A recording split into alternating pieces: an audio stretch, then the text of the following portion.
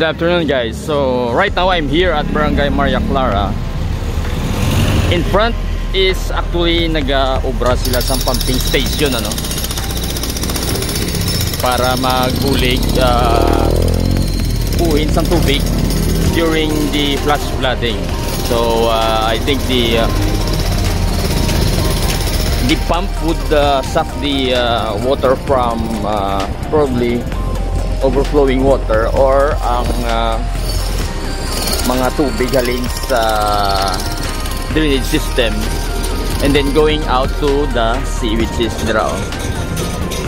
Okay, so bye-bye na di actually mga area facing Gibaras, as you can see there. But today hindi ning aton niya kaladtuan. Ang aton kaladtuan today is the current progress of the Central Market. So I think recently nag-groundbreaking sila. It's just a ceremonial way of doing the it is just a ceremonial way nga parang start na ang project. So currently this is the situation sa mga gin-relocate. If you remember, around 6 months ago, sometime I think in February, we did the tour of the relocation sa mga vendors dire. Wala pa ini sila sang hindi pa nila ma-occupy ni at that time kaya gina-build pa lang. So currently occupied na sila. And then ang Central Market is gin-demolish na. So we will do a short walk sang mga progress dire. So ang traffic dire gina-route going to General Blanco Street. I think this is J. Basa Street.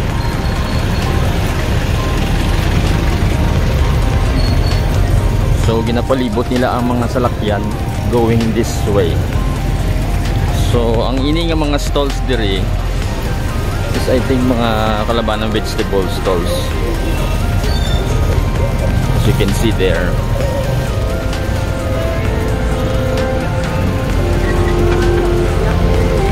Vegetables and fruits.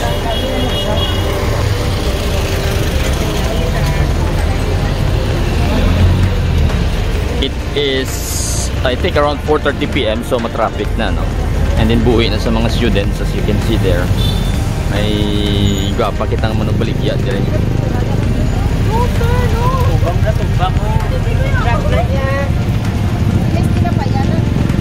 Gano siya nang nagabaligya? Ah, okay. Batang mo nang? Okay. Na-blow, sige.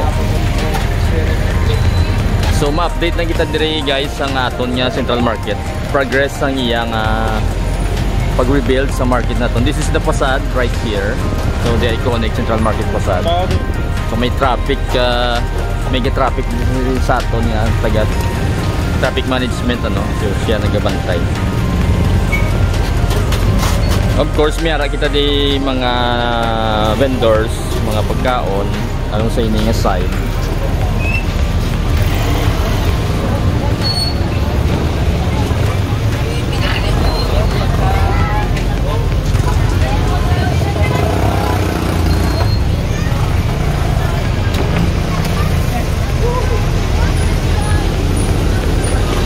So UI, the iconic University of Iloilo sa daring side, ano. So makita yung buhi na sa mga estudyante. And then of course ang build up ng traffic, as we know, ang mga nag-office kag mga halin sa eskwelahan nagapululi na.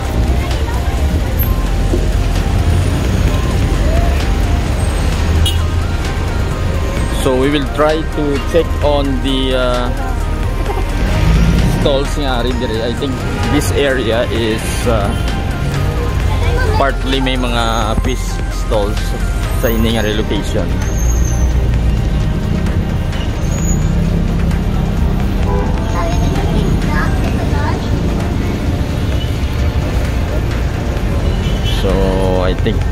usually sa may Fishport bag-o na siya kuha dito. Usually afternoon siya ginakuha ang mga isda, magabot ang mga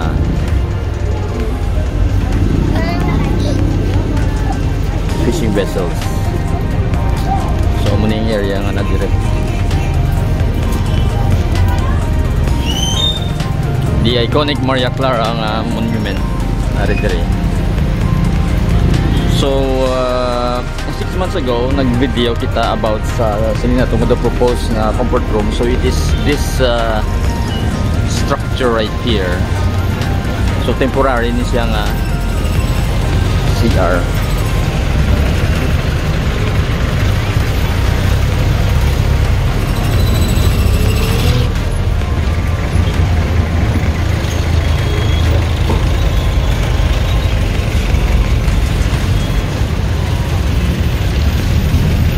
And then I think this is the water tanks nga ginagamit nila.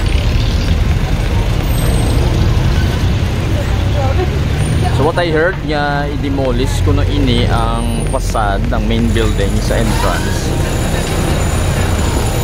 So I'm not sure. I think they will just rebuild a new one which is similar sa ini nga design.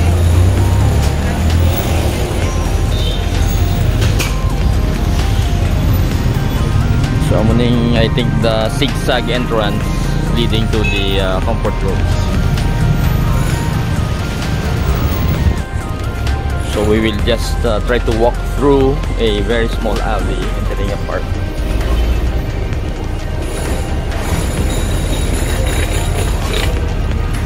So ongoing ang construction.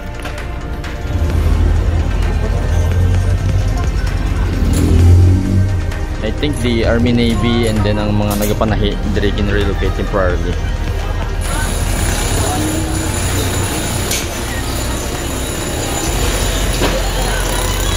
And one barber shop I can see nangyari dire.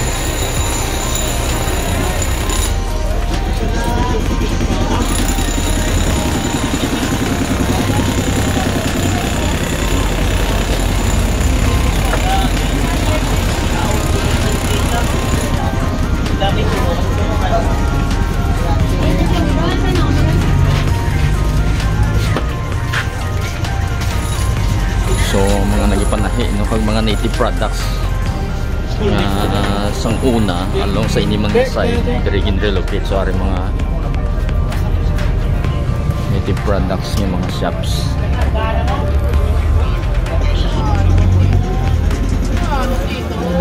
Currently wala na ang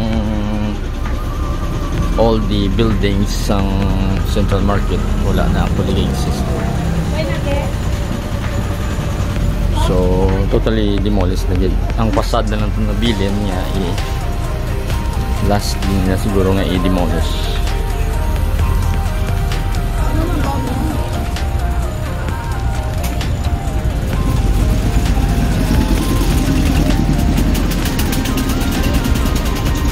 We don't know kung di ini siya ma-end, so gina-continue ko lang lakat diretso.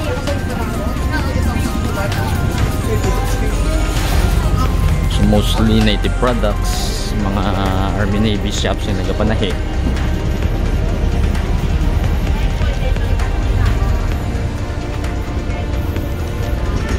So we're on the side of another street.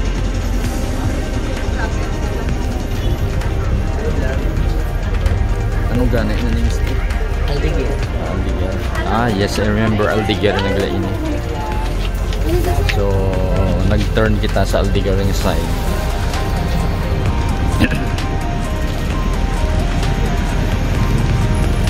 So previously may-ari na di entrance, no? So subong may wall na, most probably a sliding gate para sa mga heavy equipments kag mga gamit materials para sa construction sa Central Market. So this is the new design.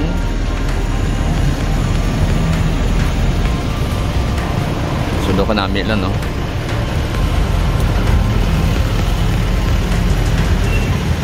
hopefully though hypermarket or though SM market na ang modern central market naton. So roughly I would estimate at least 2 years na siya nga construction. 2 or 3 years siguro. Tapos so try natin mag-walk along sa dring side.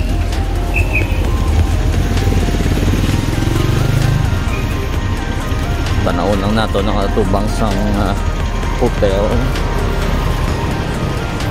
sa Iloilo Grand Hotel kung ano ang sitwasyon dire.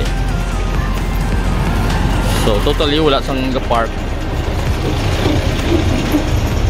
So vehicles ang ginang allowed dire. So wala parking. So that's the Iloilo Grand Hotel. Okay, so quick lang aton nga update sa Subong. We'll do future updates.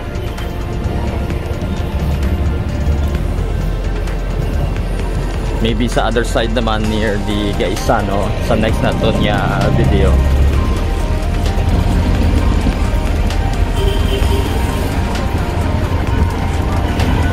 Thank you for watching, guys.